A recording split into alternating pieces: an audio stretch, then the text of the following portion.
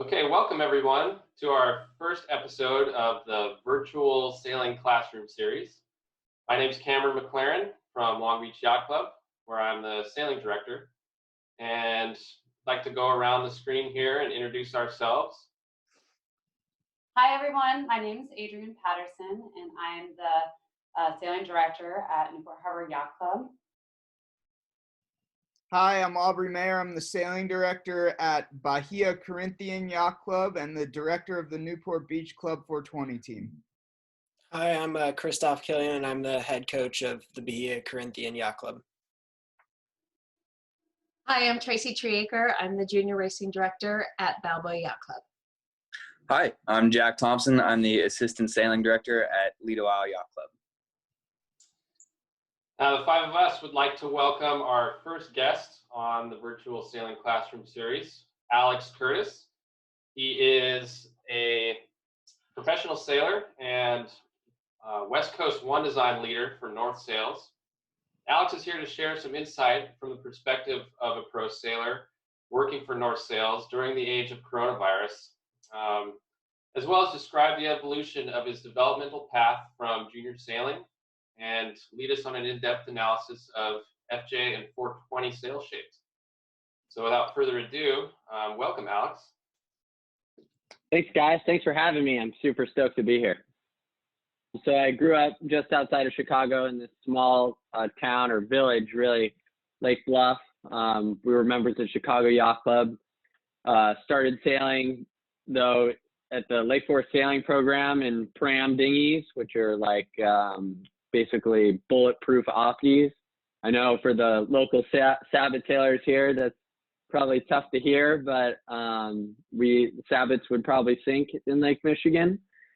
But kind of slowly worked my way up, learned how to sail, learned how to get out of irons there in Lake Forest before transitioning to the Opti program, the racing program at the Chicago Yacht Club. And from there, just kind of went to a bunch of regattas and things started to go a little bit better and better and better.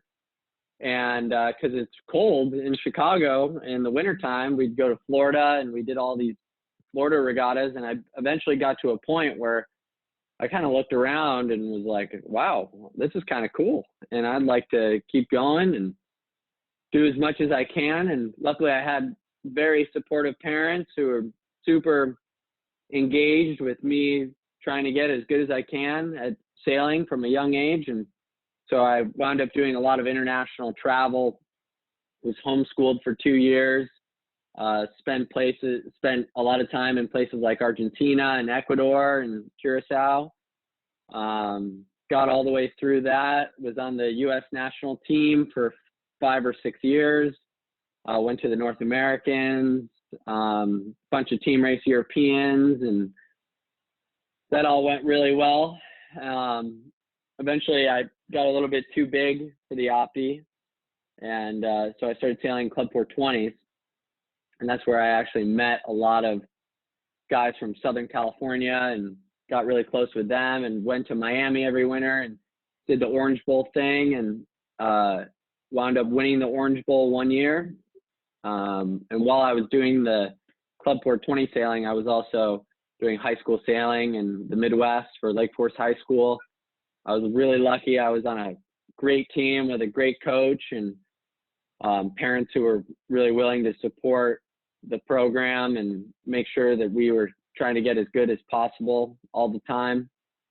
And then from there, at the end of high school, I went to St. Mary's College of Maryland, where actually some of our local coaches here went. Aubrey and Adrienne, I know, went there. Carolyn Smith, who is my girlfriend and roommate, she used to work at Newport Harbor Yacht Club. She went to St. Mary's, and it has a wonderful environment of learning and kind of this great attitude of getting better.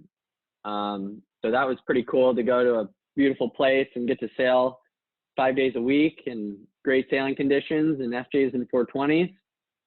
The last 2 years, the team had great success. While I was there, we were on the podium, I think like 9 times, which was, other than Yale, the most of any college program in the country. And then and then when I graduated, I decided to move to California and worked for Ullman Sales as their one design coordinator for 3 years, and recently kind of made a switch to North. And now myself and Eric Doyle, who lives in San Diego, we're now the head of West Coast One Design, which has been really cool. Now tell me a little bit about what life is like these days, working for North, maybe before this whole pandemic started, and your pro sailing as it related to North, and then now that we're all stuck at home. Yeah, definitely way different. When I first started working at North, I think I traveled like 65 out of 70 days in a row. I'm primarily involved with the J70s, Etchels, a little bit of TP52s, J111s. I have anywhere between 7 and 9 programs that I'm working with at any given time. Sailing, always working on the sails, getting those dialed in. Luckily, North has been super supportive with all this sailing, and they make a very quality product that is really never slow, always fast and super easy to use. And so it's been really fun kind of getting to know all the people within the company. North is a global company, so recently I spent time in Monaco at a few J70 regattas, and there's guys from North Sails Italy there and North Sails France. And then obviously I did 7 or 8 trips to Miami this past winter for J70 and Etchels events, and was actually in Monaco as this coronavirus thing kind of came out, and we didn't know if we should go or not, and we said, let's just do it, let's go. We went, we sailed the regatta, there was 40 boats, it was really beautiful, nice sailing, and we won the regatta. It was great, and we get done with the regatta, and the government here decided to say everybody come home, and so we basically got on a plane, and in the middle of the night actually, and we left our hotel in the middle of the night, got to the airport, flew home, got home just in the nick of time, just as everything was kind of hitting the fan. And now we got Carolyn and I, we got home, and they say you guys are in quarantine for 14 days, and that was a little interesting because I've been traveling so much. But now we're on day 32 of that quarantine and the shelter in place, and it's definitely different. So yeah, it's hard. Yeah, especially for you, being such a dramatic change in lifestyle. It's got to take some getting used to.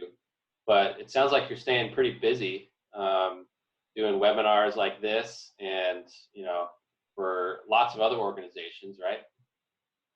Yeah, no, North has been awesome. I encourage everybody to go on North Sails Facebook page or northsails.com. We have an amazing library of webinars on a wide variety of different topics. I recently did one yesterday with Eric Doyle and Nitro Drennan on the Etchels class. We're doing this today and have another one later this week. And just trying to stay engaged with guys in the sailing community, just making, this is not going to last forever. And I think that there's going to be a lot of pent up energy to go sailing again. And, when that comes, I think the turnouts are going to be good. Cool. Well, I'd like to dive into our topics for today. Now that we've talked a little bit about you, let's focus our attention more on some video clips that we've got prepared. We also have some pertinent questions about the clips from our Great panel of directors. And so let's cut right to that. My question for you has a few different components. How do you match the leach profile of your main and jib? What is twist?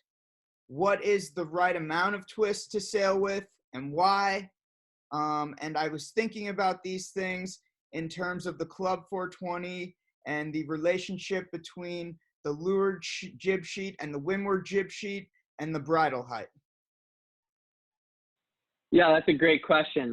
It's you know, we're looking at a video. It looks like it's, you know, 12 to 14 knots, somewhere in there. Why don't we actually just go ahead and pause it here, and we'll start. So basically, any sailing, it's all about power versus balance. And in light air, it's all about generating power. And as it gets windier and windier and windier, you start to focus more on balance and how do you balance the boat. Specifically for this question, the question is, how do you know how much twist to have? In general, at the two extremes, so really light and really windy, you want to have almost, you know, not maximum twist, but a lot of twist, because it's a forgiving setup and you can kind of put the bow down, especially in a boat like a C420 where it's a really flat bottom and a very round bow. You want to be able to put the bow down. So you want to have a pretty twisty profile. In the middle, where you're trying to find balance in your power, you can kind of get a little bit more vertical with your leech shape. If you ever feel like you're overpowered, you should look for more twist. And whenever you think that you're underpowered, you should look for less twist. And in a 420, you have an outboard lead, right? So the boat, with the outboard leads, the jib slot is really wide. And the weather sheet controls how much power or how much shape is in the bottom part of the jib. And one thing that I always like to do is I try and match my main profile with my jib profile. So if your main is really baggy and round, you should probably have a lot of windward sheet on and maybe not so much leeward sheet. And the way to do this is repeatable settings. So having your spreader marks. I think actually North has a tuning guide for C420 sails, and I'm sure in there they have spreader marks, and, you know, getting a crew to really understand how to use those, right? And being able to match the profiles from tack to tack. As it pertains to the bridle, you want to make sure that you can trim your main all the way in and not have the leech too far open. If you trim the main all the way to center line and the leech is too far open, with the vang all the way on, you need to lower the bridle down a little bit. Now, I will say, I never was great at figuring out what my bridle height should be. And I always sailed with the bridle height lower than it probably should have been, especially in breeze. But that's an adjustable piece that you need to kind of visually know where to look. Another thing is when I'm trimming a main, specifically in a 420 or keel boat, even a Transpac 52, when you're racing, it's all about moding, right? So power and balance and your mode against the boats around you. And rather than just looking at your telltale on the back part of your leech, try and think about what are you trying to achieve with your mode. So if you're trying to sail higher and maybe slightly slower, you're trying to have a more closed off leech. And if you're trying to put the bow down and really rip, you probably want your leech to be a little bit further open.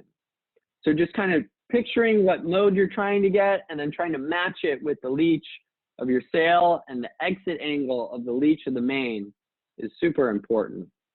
Hi, Alex. Thank you so much again for your time and answering our questions. My question is, what happens to a sail plan when you rake back? So that kind of goes into that power versus balance, right? And a 420 and a FJ and a 470 is actually very backwards in their kind of profile, just because of how the boats are and they're set up. In a traditional keel boat, you actually want rake back in light air because you want to put helm in the boat. And as it gets windier, you actually end up raking forward. Well, in a dinghy, you don't have a backstay and you don't have a traveler, you don't have all these adjustments, you have a fixed keel. So to depower the boat, you rake it back. And when you rake it back, it inherently puts more twist in the sail plan. It'll depower the boat. It'll make the sails flatter. And the reason why you rake back, especially when it gets really windy and you start planing, is you can actually rake the centerboard up to move the center of effort aft to pop the bow out of the water. Hey, Alex, can you describe in depth what the jib slot is, and how do you know if the jib slot is too open or closed? The jib slot is the distance between the leech of the jib and the deepest part of the main. That's the slot. That's probably a pretty good picture. But you see how the outboard edge of the jib relative to the spreader is like right at the end there. So if your slot is too closed, two things happen. The bow wants to fall down. The skipper is always trying to head up, which isn't so good. And if it's, it also will start to backwind into the main, which means you either need to make the main flatter if the conditions warrant that, or you need to ease the jib to keep the boat balanced, right? To keep the helm neutral. In light air, especially with these new crews sitting backwards, they need to look under and look up and see where their leech is relative. And the skipper needs to be giving the crew feedback on how much backwind is going into the main, especially in a boat like a 420 where you're using a lot of weather sheet. It's really easy to bring the leech too far in, and then all of a sudden your slot gets really narrow and closed and you're not going that well, and it kind of chokes it off. You want to just have it nice and flowy. What I recommend, and what most sail makers don't put on a sail, is putting on a nice little nylon telltale. It doesn't have to be big, in line where the spreader is with the leech, so that way you can see how much are you closing the leech down, how open is it. In general, in a situation like this where it's super light and flat water, you could probably be in-hauled a lot, or a lot of weather sheet, but maybe a little bit, like you can see a little bit of twist in the main, a little bit of twist in the jib, and you want to try and get the two leech profiles to line up. So you want to make sure that you have these repeatable settings, and yeah, you can have a tuning guide that's basic, but in the end, like, your mass might be flimsier than somebody else's, and so you kind of have to go through the range of your settings. And if you have a tuning partner, or I see people here in Newport training with one another, what I used to do is I would set my 420 up with the jib and leave the main and the boom off, and I would just go through the settings and I would read the tension and I would compare it with the people next to me, and decide. And that's the quickest way to know, okay, we have this tuning guide, but are our boats identical? Yeah, but this is really good. I actually really like that jib trim, and it seemed like that they had really good balance there in the light air, and they had enough power. How do you know when you pull the perfect amount of bang on in the FJ and also in the Club 420? This is a great question. And it's something, I learned this. We can go ahead and pause right here. You can see the leech of the main is super open, right? Really twisty. And as we go through, I've seen this clip before. You want the boat to be balanced all the time. It looks like it's pretty steady breeze and pretty flat water. In this case, you want a constant level of heel. So if you pull on the vang super hard and you're having to dump a lot of main, right, then you probably have too much vang on because the boat's heeling over too much, specifically to leeward. But if you're trimming on your main and you're getting both windward and leeward heel at the same time, you probably need to put on some more vang. When the boat feels stable and steady and you're sailing with a consistent heel angle all the time, that's probably when you have the appropriate amount of vang. Makes sense. So see how they're kind of they're heeling to leeward, and now they're heeling to windward, and she has to trim a lot of main to try and get the same tension, still kind of heeling to windward, and she has to make a ton of main adjustments.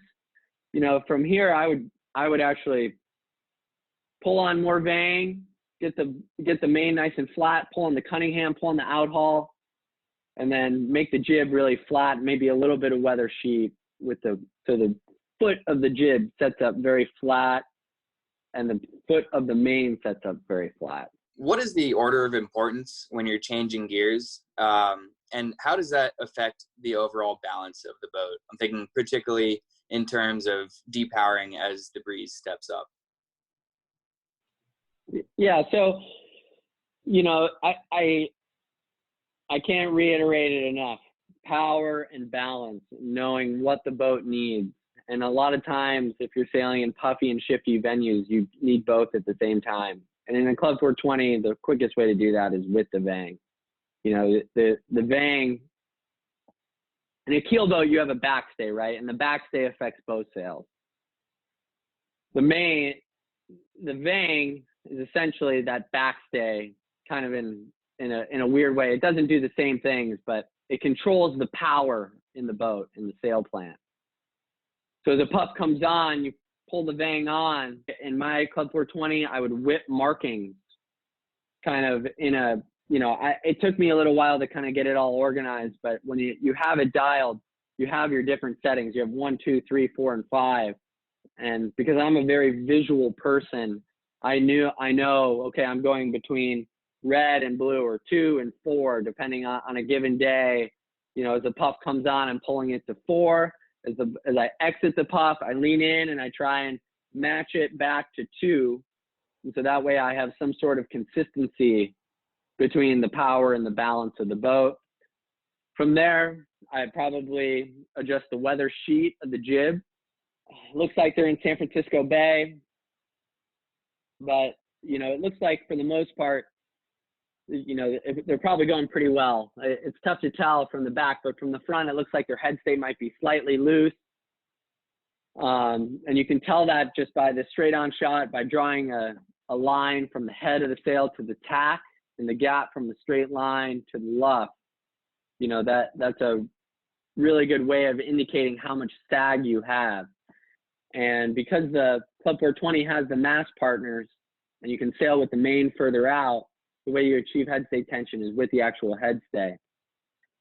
But by tightening the jib head stay, by pulling on it.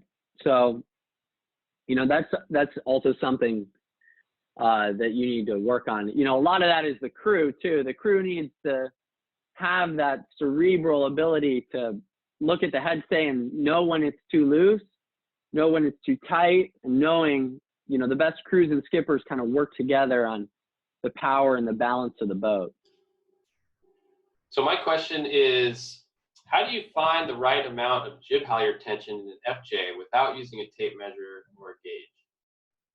Really, it's all about the leeward shroud, right? So the way I always, again, very visual person, but I'll look at the leeward shroud, and pretty much in all conditions, I want it to be just breaking. So what does that mean? So that means you're sailing upwind,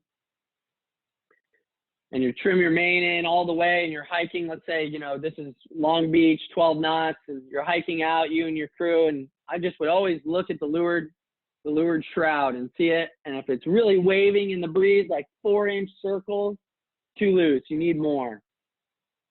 If you trim it in and it's just on your last click, boom, it's just starting to break, you might be slightly tight. My next question for you is, how does trimming the main change when you're going from a 420 to an FJ? Like, how often do you trim, how tight, stuff like that? I kind of have a range in my head of how much I'm trimming the main. And obviously in an FJ, the masts aren't supported laterally on side to side. So the way you control the head stay is with the main sheet, which means you definitely don't want to ease the main sheet a lot, because otherwise you'll just start falling off the cliff and footing. So you want to try and achieve max head stay tension almost all the time. So if I trim in my main probably 90% and the leeward shroud is just starting to break, then I'm probably in the ballpark of being in the right setting. So the CFJ is, in my opinion, a better boat because the leads are actually in the correct place. And you have a track that you can slide back and forth. So it takes the weather sheet totally out of the equation. And you can control the foot shape by the lead. So the bumpier it is, the more you want the lead forward. So let's say 3 or 4 holes showing from the back. 4 is probably insane lump in light air.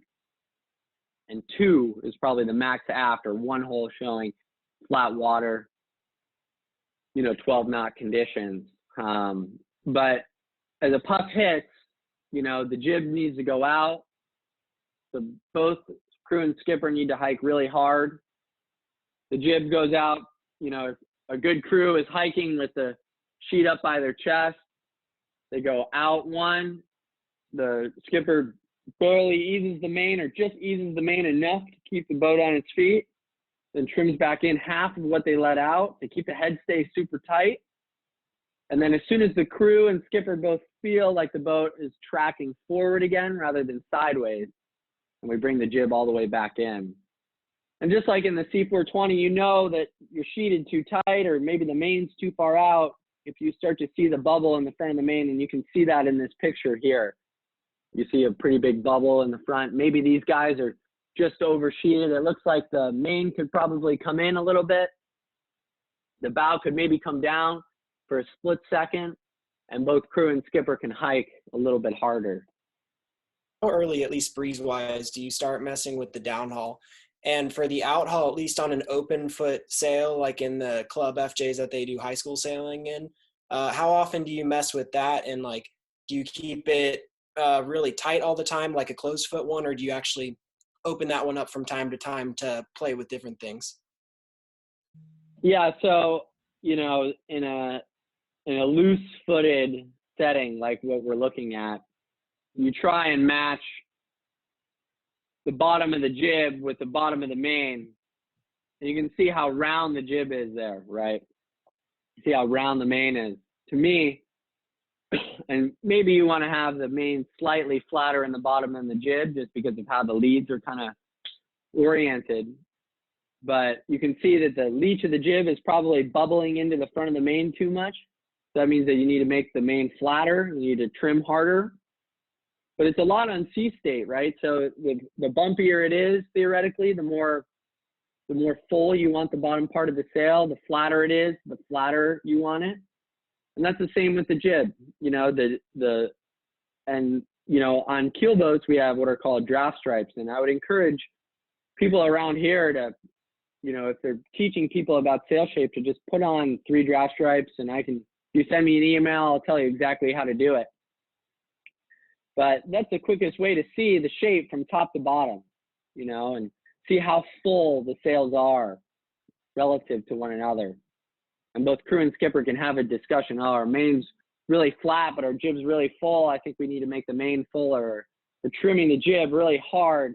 It's really flat and it's choppy. We need to ease the jib or move the lead forward, something like that. So those are some things. In terms of the downhaul, if you have old sails, and we see this a lot in the bay here in Newport, if you have old sails, you need to be pulling on the outhaul sooner because the downhaul. You need to be pulling on the downhaul sooner because the downhaul pulls the draft further forward. If you look at a new sail scan versus an older sail scan, you see the draft, which is the deepest part of the sail, moves aft, especially in Dacron sails as the sail ages. So the windier it is, you pull on the downhaul to flatten the sail and to pull the draft further forward. So in breeze or flat water conditions, you pretty much always want to have downhaul on, and that's typically when both skipper and crew are really starting to hike, or you start to see a lot of overbend wrinkles in the front part of the main. Those are bad. And super light air, wrinkles are fine. Sort of medium air, you probably want to pull out the slack in the downhaul.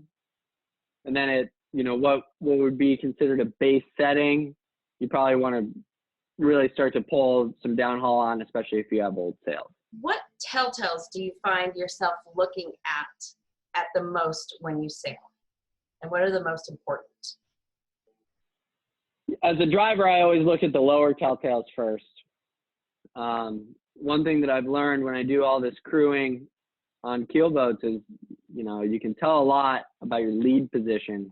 If you do a slow luff, head to wind, and the crew pays attention to the bottom telltales and the top telltales, and they check to make sure that they're braking the same. If they're braking the same, then your lead is probably in close to the right spot. So if you're a crew, you're kind of looking throughout the whole range. Hey, looks like we're perfectly streamed back on our lowers, but our upper one is is not working at all, we might consider moving the lead forward. And then vice versa, where, maybe it's, the opposite effect and you decide that you need to move the lead back. So. Cool. Well, Alex, that brings us to the end of our video segment. I want to thank you for taking the time out of your day to chat with us a little bit, watch some video, and share some of your experience with our junior sailors. Anything you'd like to add before we close out? No, I just encourage people during this time, it's easy to kind of go backwards in your progression. And growing up in Chicago, we'd have these brutal winters where it'd be negative, 30 degrees outside and snowing, and it's basically like quarantining yourself during that period. And during that time, like I try and do as many mental exercises as possible, thinking through, maybe think about your last regatta and all the things that went well and all the things that you don't do well. And I'm a sailing junkie, I'm probably too addicted to this sport, and I'm always trying to self-reflect and get better and better. But it starts with yourself. And, Cam, you and I worked a lot with the Newport Harbor team, and I remember we talked to them about doing a lot of work on your own. So watching this video is great, but I encourage you to look back at maybe some pictures that your coaches have of you and take a look at the way that you're set up and your sail shapes. And was I fast on that given day? Was I slow? What marks can I make in my boat? And then start to really take notes. I attended a great Skyra talk when I was coaching the Skyra from Steve Hine. And Steve talks about how he has these boxes and boxes of notebooks. And I encourage everybody to kind of have their own. I have Google Drives and notebooks and random notes. I write notes on the back of mail. These are my notes from my Layman 12 that I've been trying to get all dialed in now that we can't do anything. So I'm trying to get that dialed in. But just keep going on your own. And if you have any questions, we're all in this together. And feel free to reach out to me, alex.curtis with 2 S's at northsails.com. I'd be happy to answer any questions that you might have. Awesome. Yeah, all really good points. There's always something we can improve, even when you're at the top of your game. So thanks again, Alex, and look forward to thank you. talking to you again soon. Cool. Thanks, Cam. Appreciate it.